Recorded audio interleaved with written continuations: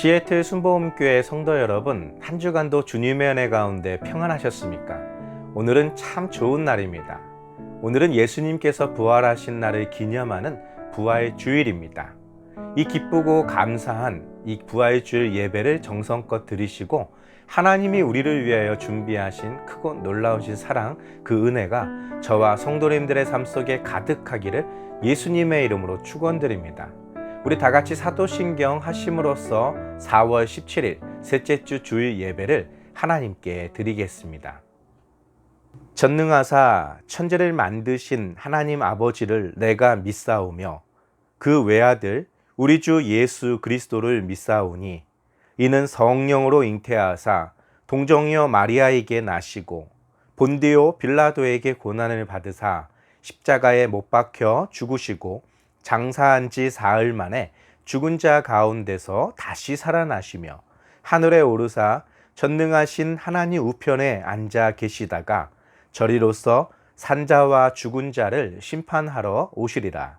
성령을 믿사오며 거룩한 공예와 성도가 서로 교통하는 것과 죄를 사하여 주시는 것과 몸이 다시 사는 것과 영원히 사는 것을 믿사옵나이다. 아멘. 오늘 은혜 받으실 하나님의 말씀은 요한복음 14장 1절에서 6절 말씀입니다. 요한복음 14장 1절에서 6절 말씀을 우리 다 같이 한 목소리로 봉독하시겠습니다. 너희는 마음에 근심하지 말라. 하나님을 믿으니 또 나를 믿으라. 내 아버지 집에 거할 곳이 많도다. 그렇지 않으면 너희에게 일렀으리라. 내가 너희를 위하여 거처를 예비하러 가노니 가서 너희를 위하여 거처를 예비하면 내가 다시 와서 너희를 내게로 영접하여 나 있는 곳에 너희도 있게 하리라. 내가 어디로 가는지 그 길을 너희가 아느니라. 도마가 이르되 주여 주께서 어디로 가시는지 우리가 알지 못하거늘 그 길을 어찌 알겠사옵나이까. 예수께서 이르시되 내가 곧 길이요 진리요 생명이니 나로 말미암지 않고는 아버지께로 올 자가 없느니라. 아멘. 함께 봉독한 말씀을 가지고 어디로 가나요? 라는 제목으로 은혜 나누겠습니다. 제가 한국에 있을 때는 해마다 부활절이 되면 모든 교회들이 한자리에 모여서 부활절 연합 예배를 드렸습니다.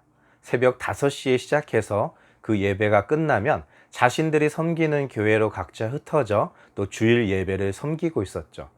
제가 미국에 온 이래로 지금 4번째 부활 주일을 맞이하고 있습니다. 첫 번째 부활 주일은 제 종교 비자가 아직 나오지 않은 터라 한국으로 돌아가기 직전에 드렸던 예배였습니다.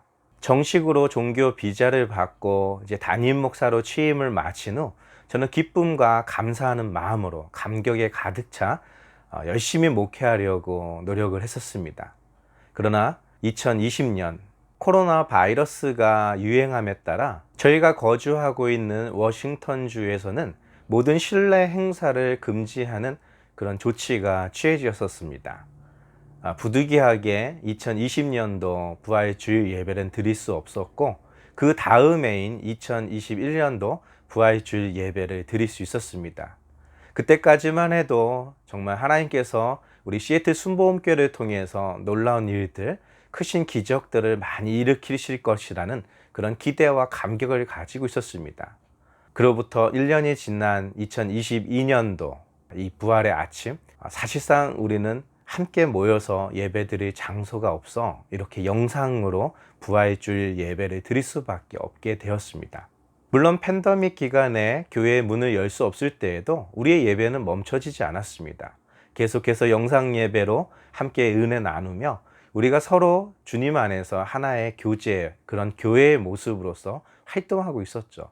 그런데 그때와는 달리 부활 주일날 우리가 함께 모여 예배드릴 수 없다라는 것은 저에게는 상당히 당황스러운 그런 시간들이었습니다.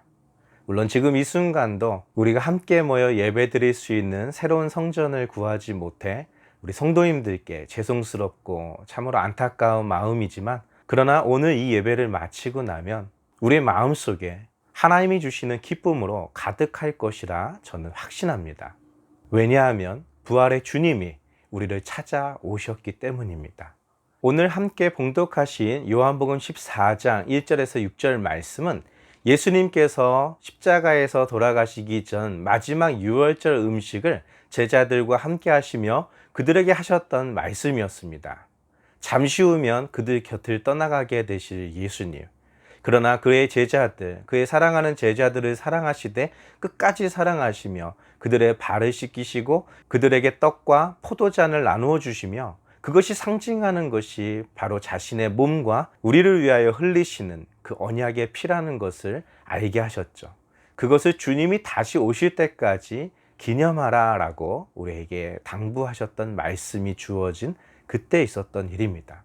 잠시 주님이 그들 곁을 떠나는 것으로 인하여 그들이 몹시 불안하고 또 근심할 수는 있겠지만, 그러나 그 마음속에 있는 그 근심, 그 불안한 것들, 그 모든 것들을 떨쳐버리라는 것이었습니다. 이유가 있다면 하나님을 믿으라는 것이죠. 또 그 하나님이 보내신 예수 그리스도 자신을 믿으라는 것입니다.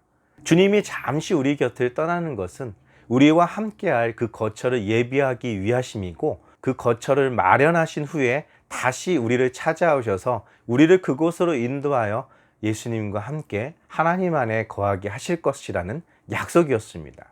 그러니 잠시 느껴지는 그 감정들, 잠시 그들에게 엄습한 그런 혼란스러운 일들을 너무 주목하여 그것에 영향을 받지 말라는 것이죠. 하나님의 말씀의 영향을 받으라는 것입니다. 오늘 본문 말씀 요한복음 14장 1절에서 5절 말씀을 다시 한번 보겠습니다. 너희는 마음에 근심하지 말라. 하나님을 믿으니 또 나를 믿으라. 내 아버지 집에 거할 곳이 많도다. 그렇지 않으면 너희에게 일렀으리라. 내가 너희를 위하여 거처를 예비하러 가노니 가서 너희를 위하여 거처를 예비하면 내가 다시 와서 너희를 내게로 영접하여 나 있는 곳에 너희도 있게 하리라. 내가 어디로 가는지 그 길을 너희가 아느니라. 도마가 이르되 주여 주께서 어디로 가시는지 우리가 알지 못하거늘 그 길을 어찌 알겠사옵나이까. 아멘. 잠시 후면 유대 지도자들과 또 로마 병정들에게 잡히셔서 큰 고난과 환난 가운데 죽임을 당하실 예수님. 자신이 그러한 고통 가운데 죽임을 당할 때 제자들이 큰 충격을 받고 혼란에 빠질 것을 예수님이 왜 모르고 계셨겠습니까? 주님은 그런 일이 벌어지기 전에 그의 사랑하는 제자들을 안심시키고 그들을 위로하는 말씀을 주신 것이었죠. 그것이 사람들의 눈에는 큰 근심거리와 같이 느껴질 수 있겠지만 너희들은 그 근심에 사로잡히지 말아야 된다라는 것입니다. 하나님을 믿고 나를 믿고 따라오라는 것이죠. 내가 서 있는 그 상황이나 어떤 그 처지, 그런 모든 조건들 때문에 내 마음이 흔들리지 말고 하나님의 약속을 믿으라는 것이죠. 그것을 믿지 못하고 눈에 보이는 것, 그들이 느껴지는 것, 그들이 생각하고 판단할 수 있는 것에 초점을 맞춰왔던 과거 출애굽 당시의 이스라엘 사람들은 하나님께서 약속하신 땅 가나안을 유업으로 받을 수가 없었습니다. 오직 믿음으로 선포한 눈의 아들 여호수아와 갈렙만이 하나님께서 약속하신 가나안 땅을 밟을 수 있었던 것이죠. 그리고 그를 따랐던 믿음의 사람들이 그 땅을 유업으로 차지하게 되었다라는 것이 구약 성경에 기록되어 있는 내용들입니다. 마찬가지입니다. 예수님이 우리를 위하여 예비하실 그 약속의 땅은 믿음의 사람들이 들어갈 수 있는 것입니다. 바로 주님이 가시는 그 길, 그 길은 바로 주님이 우리에게 약속하신 모든 말씀을 말하고 있는 것이죠. 그것을 믿는 자들은 여호수아와 갈렙과 같이 그 거처에 머물게 되는 것이지만, 그 믿음을 잃어버린 자들은 그들의 믿음 없음으로 말미암아 그 하나님의 영원한 문턱에 들어설 수 없다라는 것이죠. 이 부활의 아침, 우리 시애틀 순복음교회 성도님들 어디서 예배드리고 계십니까? 우리는 어디로 가야 되죠? 어디에 모여야 합니까?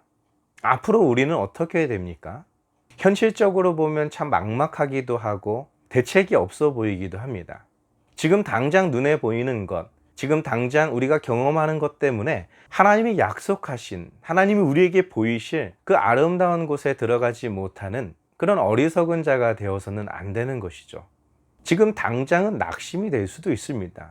혼란스러울 수도 있습니다. 그러나 하나님을 믿으십시오. 사람을 의지하지 말고 우리를 능히 사망에서 생명으로 건질 수 있는 부활의 주님을 믿으십시오. 그리고 그 부활의 주님을 우리에게 허락하신 살아계신 하나님을 인정하시기 바랍니다. 그 하나님께서 반드시 저와 여러분들의 입술을 통해 하나님을 영화롭게 찬양하고 많은 사람들 앞에 간증하게 될 것입니다. 우리가 그렇게 거룩하게 여기고 그렇게 감격하고 있는 이 부활 주일 아침에 어떤 일이 벌어지고 있었는지 성경은 낱낱이 기록하고 있습니다. 누가복음 24장 1절에서 6절 말씀입니다.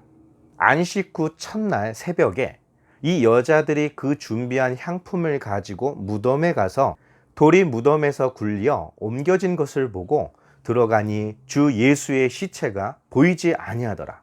이로 인하여 근심할 때에 문득 찬란한 옷을 입은 두 사람이 곁에 섰는지라. 여자들이 두려워 얼굴을 땅에 대니 두 사람이 이르되 어찌하여 살아있는 자를 죽은 자 가운데서 찾느냐? 여기 계시지 않고 살아나셨느니라. 갈릴리에 계실 때에 너희에게 어떻게 말씀하셨는지를 기억하라. 아멘. 오늘날 교회들이 부활절 기쁨을 함께 나누기 위해서 계란을 삶고 포장하고 부활 주일 준비들을 하고 있을 그 시간은 예수님께서 무덤에 들어가셨던 시간입니다. 그날이 안식일, 이스라엘 달력에 있어서 첫 번째 안식일이 시작하는 날로서 이스라엘 모든 사람들은 움직이지 않았던 시간이었습니다. 예수님의 제자들 역시 그날은 아무것도 하지 않았던 것이죠. 그 안식일이 끝난 후 첫날 새벽이 밝아오자 여인들이 움직이기 시작합니다.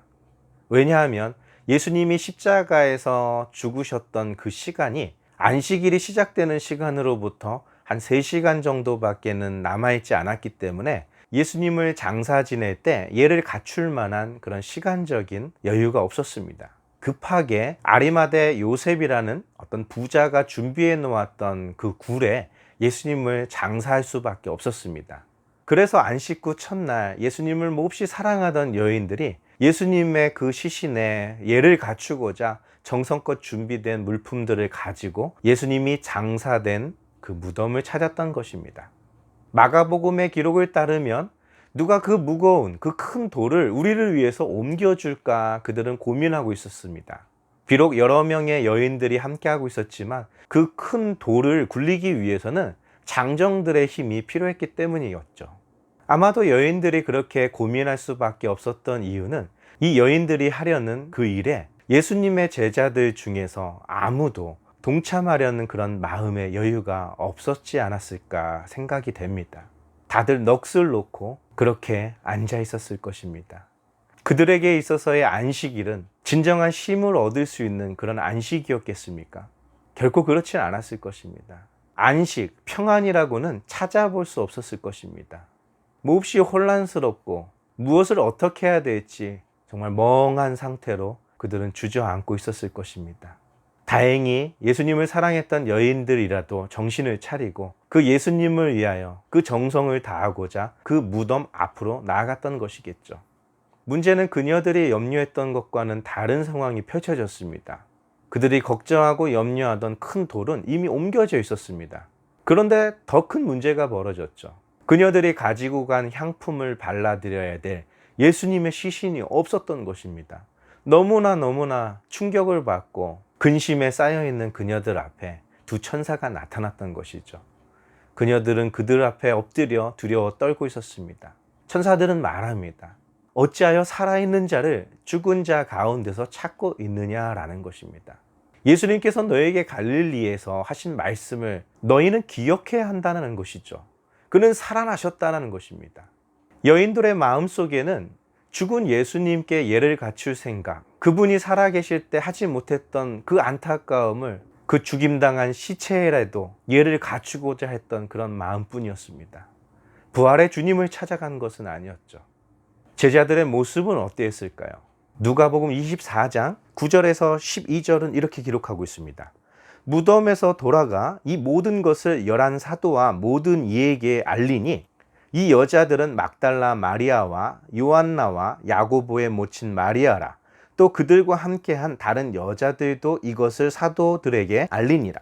사도들은 그들의 말이 허탄한 듯이 들려 믿지 아니하나 베드로는 일어나 무덤에 달려가서 구부려 들여다보니 세마포만 보이는지라 그 된 일을 놀랍게 여기며 집으로 돌아가니라.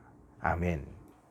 예수님께서 부활하셨다는 말을 들은 여인들은 한편으로는 기쁘고 감격하면서도 한편으로는 두려움에 떨고 있었습니다. 그리고 제자들에게 급히 달려가서 이 모든 사실들을 알렸던 것이죠. 그런데 사도들의 반응은 어떠했습니까? 그녀들이 하는 말을 허탄한 것으로 들었다라는 것입니다. 이 말은 그녀들이 너무나 슬픈 나머지 헛것을 보았다라는 것이죠. 천사를 보았다라는 것도 그렇고 자기들의 눈앞에서 그렇게 처참하게 죽임을 당하신 예수님이 살아나셨다라는 것은 도무지 믿을 수 없는 것입니다. 그냥 여인들이 말하는 그런 어떤 망상 정도로만 여기고 있었던 것이죠. 그런데 그 중에서 베드로는 좀 달랐습니다. 역시 수제자였기 때문이었을까요? 그런데 그의 행보를 살펴보면 그가 예수님의 부활을 믿었다라고 보기가 좀 어렵습니다. 요한복음에서는 다른 한 제자, 다시 말해서 사도 요한도 함께 그 자리에 동행했던 것으로 기록되어 있는데 무덤으로 달려갈 때만 해도 그 여인들의 말을 믿고 싶었을 것입니다. 아니면 자신들의 눈으로 확인해 보지 않고는 그녀들의 전해준 말을, 천사가 말했다는 그 말을 믿을 수가 없어서 확인하러 갔을 수도 있습니다. 아무튼 그가 달려가 보았을 때 예수님을 쌌던 세마포 옷은 놓여져 있었지만 예수님은 보이지 않았던 것이죠. 그것이 그들의 눈으로 본 현실이었습니다. 몹시 놀랐습니다. 하루 만에 예수님의 시체가 없어졌기 때문이죠. 기대를 가지고 왔지만 그들의 눈에는 기대보다는 또 다른 낙심, 또 다른 궁금증만 남았겠죠. 도대체 어떻게 된 것인지 괴로움만 깊어졌던 것입니다. 그리고 다시 집으로 돌아갈 수밖에 없었죠. 이뿐 아닙니다. 누가복음 24장 13절부터 18절 말씀은 이렇게 기록되어 있습니다. 그 날에 그들 중 둘이 예루살렘에서 25리 되는 엠마오라 하는 마을로 가면서 이 모든 된 일을 서로 이야기하더라. 그들이 서로 이야기하며 문의할 때에 예수께서 가까이 이르러 그들과 동행하시나 그들의 눈이 가리워져서 그인 줄 알아보지 못하거늘 예수께서 이르시되 너희가 길 가면서 서로 주고받고 하는 이야기가 무엇이냐 하시니 두 사람이 슬픈 빛을 띠고 머물러 서더라. 그 한 사람인 글로버라 하는 자가 대답하여 이르되 당신이 예루살렘에 체류하면서도 요즘 거기서 된 일을 혼자만 알지 못하느냐. 아멘. 예수님이 부활하셨다는 천사들의 말을 증언했던 여인들, 그리고 급히 무덤으로 달려가 보았지만 세마포 외에는 아무것도 있지 않았던 빈 무덤, 그것을 목격하고 왔던 베드로 그리고 사도 요한의 말을 듣고 제자들은 한편으로는 기대도 해보았겠지만 한편으로는 더 큰 실망이 그들을 엄습하고 있었을 것입니다. 급기야 두 명의 제자는 자리를 털고 일어서기 시작합니다. 엠마오로 떠나고 있는 것이었죠. 몸은 떠나고 있었지만 그들의 생각, 그들의 미련은 아직도 예루살렘에 머물고 있었습니다. 그곳에서 벌어졌던 일들, 서로 주고받으며 도무지 그 여인들의 말, 또 베드로가 직접 목격하고 왔다는 그 빈 무덤, 그들의 발걸음을 매우 힘들게 했을 것입니다. 그때 부활의 주님이 그들 곁에 함께 하셨죠. 그리고 그들에게 묻습니다. 너희가 이렇게 길을 가면서 주고받는 말, 그것이 무엇이냐라는 질문이었죠. 그 질문을 들었던 두 제자는 슬픈 기색을 띠며 발을 멈추었습니다. 그리고 글로바라 하는 한 사람이 예수님에게 대묻습니다. 당신은 지금까지 예루살렘에 체류하면서 요즘 있었던 이 충격적인 이 사건, 모두가 다 알고 있는 이 사건을 혼자만 모르고 있느냐라는 질문이었죠. 이들은 왜 슬픈 기색을 띠었을까요? 왜 예루살렘을 떠나 엠마오로 향하고 있었을까요? 그들의 마음속에 겨자씨만한 믿음은 있었을까요? 신락 같은 희망이 그들의 마음속에 남아 있었을까요? 만일 그랬더라면 그들은 좀 더 예루살렘에서 기다렸겠죠. 혹시 부활하신 주님이 찾아오시지는 않으실까? 여인들의 말이 사실이라면, 그들에게 말한 천사의 증언이 사실이라면 부활하신 주님이 우리를 찾아오시지 않으실까라는 그런 기대를 가지고 예루살렘에 머물러 있었어야 했겠죠. 그렇지만 그들은 그렇지 않았습니다. 어떤 희망도 어떤 기대도 남아있지 않았기 때문이죠. 그런 두 제자에게 주님은 말씀하십니다. 누가복음 24장 25절에서 27절 말씀입니다. 이르시되 미련하고 선지자들의 말한 모든 것을 마음에 더디 믿는 자들이여, 그리스도가 이런 고난을 받고 자기의 영광에 들어가야 할 것이 아니냐 하시고, 이에 모세와 모든 선지자의 글로 시작하여 모든 성경에 쓴 바 자기에 관한 것을 자세히 설명하시니라. 아멘. 슬픈 기색을 하고 있었던 그 두 제자들, 그들이 하나님을 믿었더라면, 예수님께서 하셨던 그 말씀을 믿었더라면 그들의 얼굴에는 슬픔이 아니라 기쁨과 감격이 있어야 되는 것입니다. 종려 주일날 호산나 다윗의 자손이여 이스라엘의 왕이여 라고 외쳤던 그 이스라엘 사람들의 외침보다 그들의 마음속 깊은 곳에서 샘솟아 나오는 그 기쁨으로 가득했어야 되는 것이죠. 왜냐하면 예수님의 죽으심은 우리의 죄를 위하여 죽으시고 우리를 건지시기 위한 영광의 부활을 우리에게 주시고자 하셨던 것이기 때문이죠. 그것이 바로 선지자들의 예언했던 예수님에 관한 모든 이야기였습니다. 예수님께서는 모세의 글과 선지자들의 예언, 자기 자신에 대하여 기록됐던 모든 말씀을 가지고 그들을 가르쳐 주셨다라는 것입니다. 주님을 만나고 주님의 성경을 깨닫게 하기 전까지는 그들은 믿음이 없었다라는 것이죠. 그러면 그들과는 달리 예루살렘에 남아 있었던 예수님의 제자들은 희망이 있었을까요? 믿음이 있었던 것일까요? 그래서 남아 있었던 것일까요? 신락 같은 기대를 품고 있었던 것일까요? 성경은 이렇게 기록하고 있습니다. 마가복음 16장 13절부터 14절입니다. 두 사람이 가서 남은 제자들에게 알리었으되 역시 믿지 아니하니라. 그 후에 11 제자가 음식 먹을 때에 예수께서 그들에게 나타나사 그들의 믿음 없는 것과 마음이 완악한 것을 꾸짖으시니 이는 자기가 살아난 것을 본 자들의 말을 믿지 아니함일러라. 아멘. 모든 희망을 잃고 엠마오로 떠났던 두 제자들이나 그대로 예루살렘에 머물고 있었던 다른 제자들이나 별반 다를 것이 없었다라는 것입니다. 그들 역시 슬픈 기색이었고 마음의 평강이라고는 찾아볼 수 없었으며 하나님의 약속, 예수님이 마지막 그들과 함께 유월절 음식을 드셨을 때 그들에게 하셨던 그 모든 언약의 말씀을 기억하고 그것을 간직하고 그 마음의 소망을 품고 있었던 사람이 한 사람도 없었다라는 것이 성경의 증언인 것입니다. 부활하신 주님은 제자들에게 묻습니다. 너희가 평안하냐? 평안할 턱이 있습니까? 자신들의 모든 인생이 물거품으로 무너졌는데 그들이 품고 있었던 모든 기대, 모든 소망들이 한순간에 다 아무것도 아닌 것처럼 사라져 버렸는데 그들의 마음에 평안할 일이 있습니까?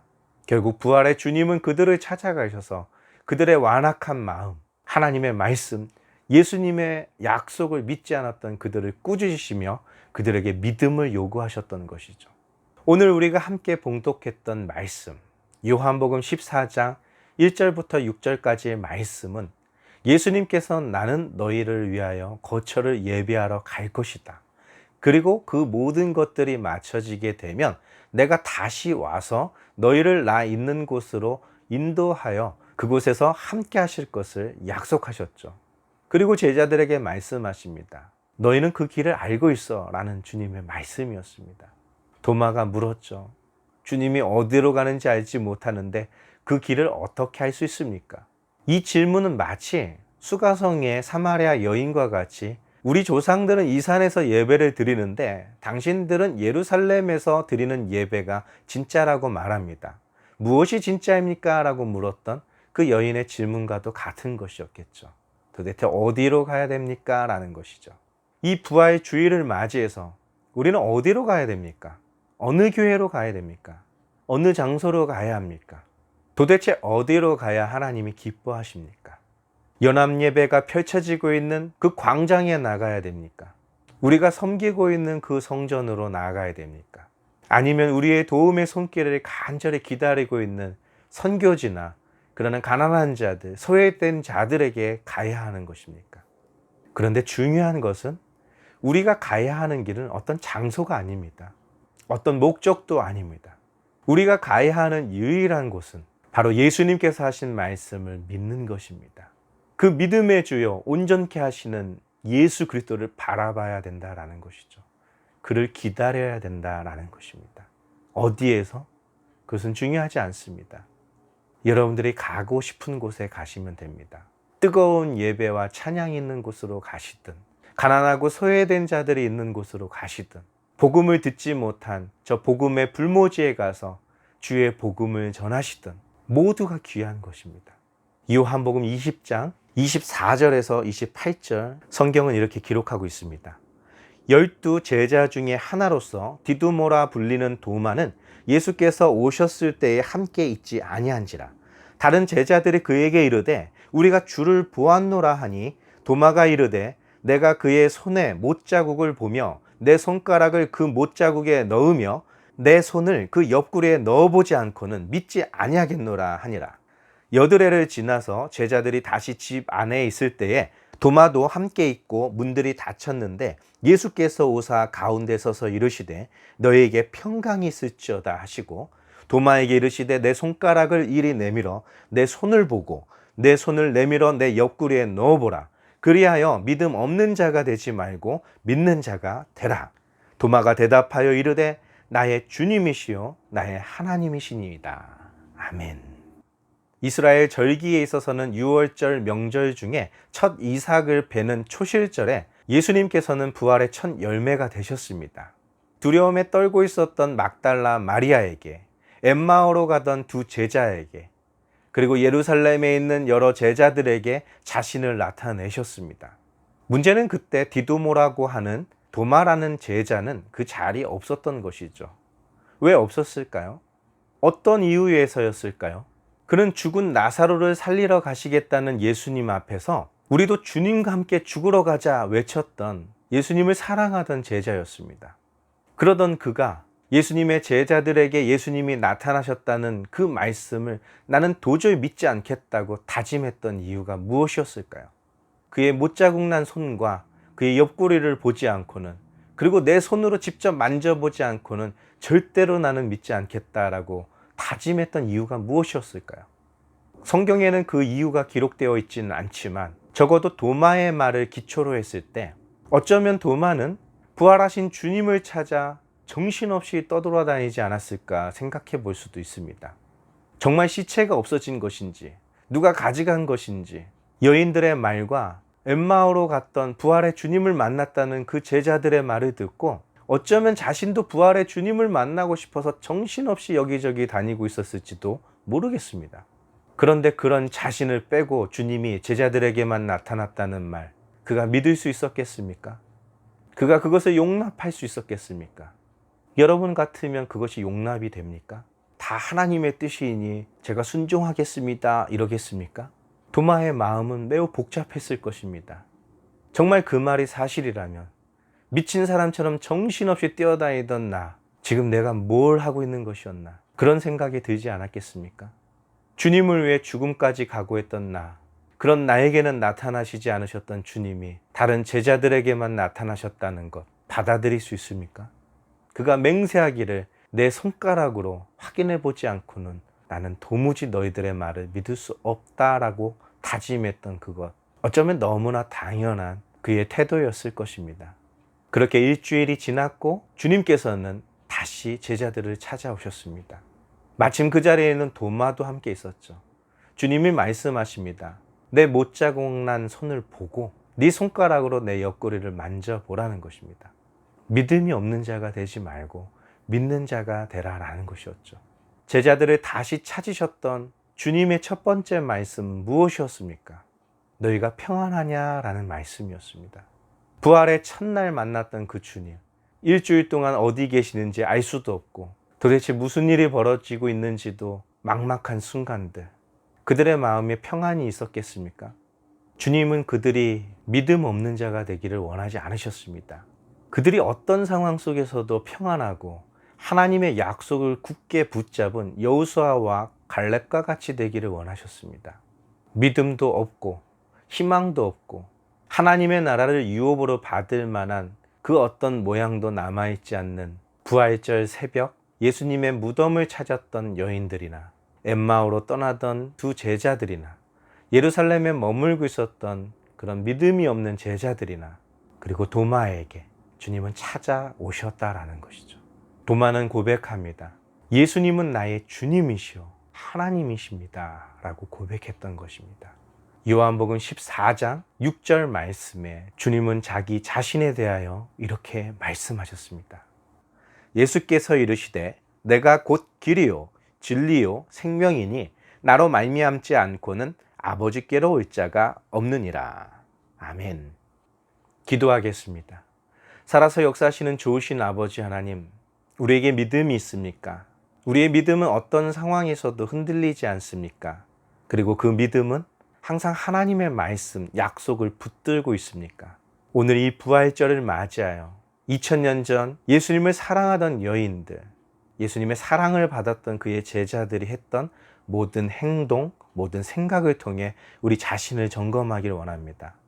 이 부활의 아침, 영상으로 예배드릴 수밖에 없는 우리들의 삶, 이 현실 속에서도 우리는 여전히 하나님을 믿고 신뢰하고 의지하고 있는지, 그리고 그 하나님 한 분만으로, 예수님 한 분만으로 우리는 만족할 수 있는지 우리 스스로에게 질문하게 도와 주옵소서. 우리의 열정, 우리의 노력이 아닌 주님이 우리를 포기하지 않으신다는 것입니다. 우리를 붙들고 계시다는 것입니다. 그것을 믿게 도와 주옵소서. 우리가 낙심할 때 주님이 우리에게 찾아오실 것입니다. 우리에게 소망이 없을 때 주님이 우리 손을 꼭 붙들고 계실 것입니다.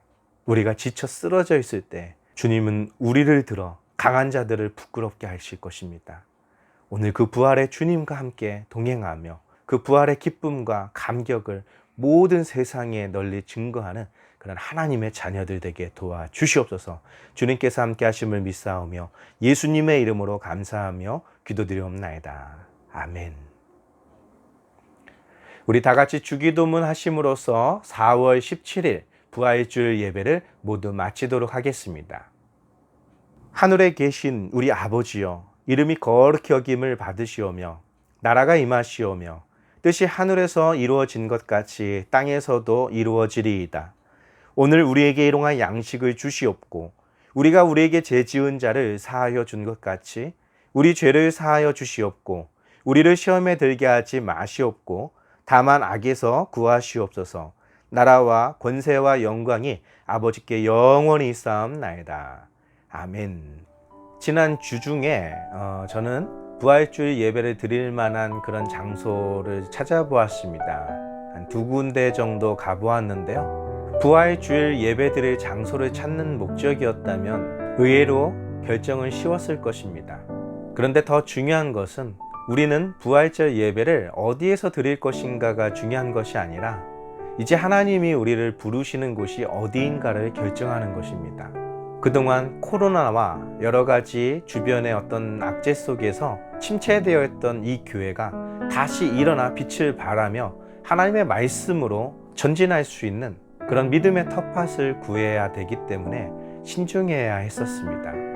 비록 2022년도 부활주일 예배는 영상으로 이렇게 여러분들과 함께 예배드리지만 하나님께서는 우리의 손에 새로운 성전, 그런 모든 것들을 얻을 수 있는 그런 물질을 쥐어주셨습니다. 이제 우리에게 남은 것이 있다면 그 물질의 양이 물고기 2마리와 보리떡 5개와 같아 보일지라도 그것을 주님의 손에 맡겼을 때 그 오병이어의 기적을 체험하는 저와 여러분들이 되시기를 예수님의 이름으로 축원드립니다. 우리가 함께 모여서 예배 드릴 수 있는 그런 적당한 장소가 준비되면 여러분들께 말씀을 드리겠습니다. 그때까지는 잠시 이렇게 영상으로라도 하나님을 뜨겁게 예배하고 마음에 근심하지 말고 하나님을 믿고 예수님을 믿는 그런 믿음의 사람 되시기를 예수님의 이름으로 축원드립니다. 한 주간도 승리하시고 다음 주 우리 또 하나님께 예배 드리겠습니다. 할렐루야.